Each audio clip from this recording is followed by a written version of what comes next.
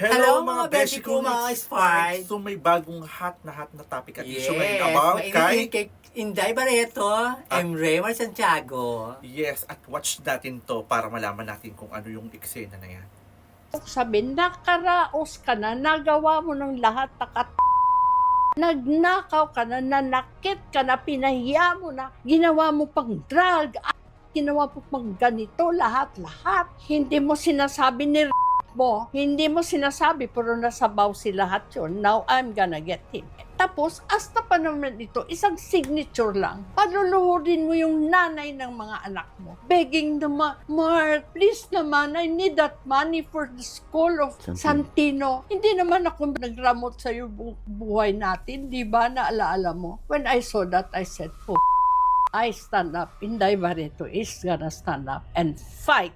And welcome back mga beshi kong expired. It's time for our reaction. Magre-react kami dahil may social responsibility kami at kami ang inyong pabansang sawsawera at pabansang sawsawera. Diba? So ayan, eto yung mga topic issues po nila. Anong masasabi mo dito, beshi kong pa-expired na Emmy? Battered wife si Claudine Barreto.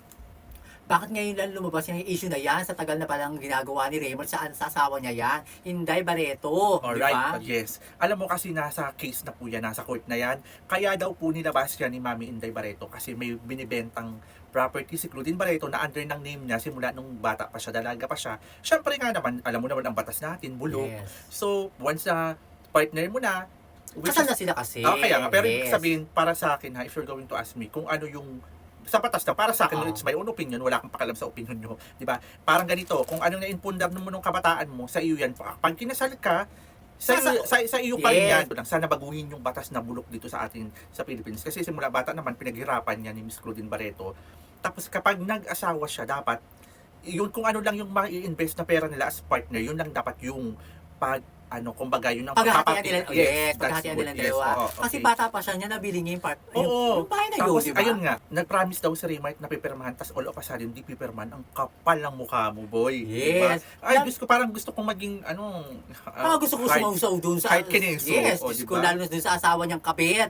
Diyos ko, di ba? Wala pa siyang kabit. Di ba Meron sila na, ay, di ba, kabit na rin nyo, kahit hindi sila kabit pa Si rin niya Jody. ito, di ba? Si Jody. Ay, okay. Bakit nakialam siya doon, di ba? Hindi, parang sinasabi po kasi ni Miss Belinda Bright is, ayun nga, ikaw, tapos ka pa naman, pareho tayo girl, tapos ka rin ng psychology. Oh, So, diba? alam nyo namang problema si Miss Claudine Barreto kasi nga yung mga naging past niya, tulungan mo na lang, di ba? Nasa iyo naman na yung jowa, di ba? Yung pera, yun, permahan na at wag nang humabol Yes, pa. i-let go niya yun sa asawa. Sa anak niya, sa mga anak hindi, niya. kawawa naman si Claudine, di ba? Sa Oo. sinapit ni Raymond, di ba? Kapal ng Alam mukha. naman Okay, niya ito naman ito. Ang Diyos ni Raymart ay si Satanas. Anyways, pwedeng oo, kasi sa ginawa niya, di ba? Tama. Yes. Yes or no lang. Ninakaw ni Raymart ang pera ni Claudine. Anong masabi mo? Totoo. Totoo, ba't kasi ngayon lang lumabas yung ganyang issue, O yun na di nga, ba? paulit-ulit tayo. Katulad nga kasi nga na kaya nilabas nga ngayon ni Mami Inday, yung mga bobo dyan, mga obob dyan. Kasi nga, hindi pinipirmahan ni Raymart Santiago yung binibentang property ni Claudine na under sa name niya nung bata pa siya. Eh syempre, para sa anak niya, nag-aaral sa Brent, di ba? So, ibigay na niya, hindi naman niya pinaghirapan yung palang mukha mo doon. Ito pa, number 3, Raymart drug Claudine. Ano masabi mo dito? Ay, nakomment ako dyan, dahil hindi ko naman kasi alam na Oo. ganun siya. Kasi Wala. alam natin pagkatao ni Raymond, malinis na tao yan, Oo, mabait, di ba? Hindi natin alam, di ba? Pero according dun sa mga doktor nga, according sa mga doktor na pinadrag test si Claudine, hindi naman talaga. Saka may iniinom talaga siyang gamot kasi sa nervous Yes. breakdown, which is kahit sino kapag nagkaroon na ng maintenance, medyo may magpa-positive siya. So, ang final words mo kay Mr.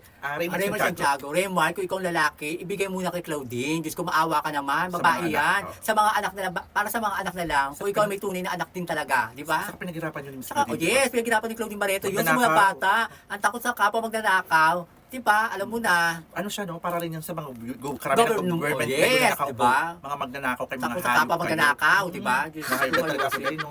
Hindi naman para sa anak din naman niya. Para yun, sa di mga ba? bata na lang. Kasi mahaba pa mga buhay niyan. Mga bata pa. Tayo maiksi na lang buhay natin. Diyos ko. Hayaan na natin mga bata yan. Diyos ko. Kasi ito Kawawa naman, naman. yung partner niya sa ngayon, kung kay Miss Jody Santa Maria, since natapos ka rin naman ng psychology like me, tulungan mo naman, babae ka rin, may anak ka, itulungan mo na ibigay na lang ni Mr. Yes, Yung- isa pa, may anak yan si Jody Santa Maria. Nararamdaman mo naman din ang Oo, isang ina. Dapat, intindi mo si Claudine. May Oo, anak ka rin tama naman, di ba? Diyos ko, Mm. para sa mga anak na lang. Tama. Ikaw, Jody Santa Maria, intindihin mo. Diyos ko, babae ka. Ina ka Yes. rin. Na para Correct. si Claudine. Oo. Huwag ka na sumausaw. Diyos ko, maawa ka naman. Oo. Para sa naman din kayo. Bata pa lang, simula bata. Nagkaroon naman din kayo, di ba?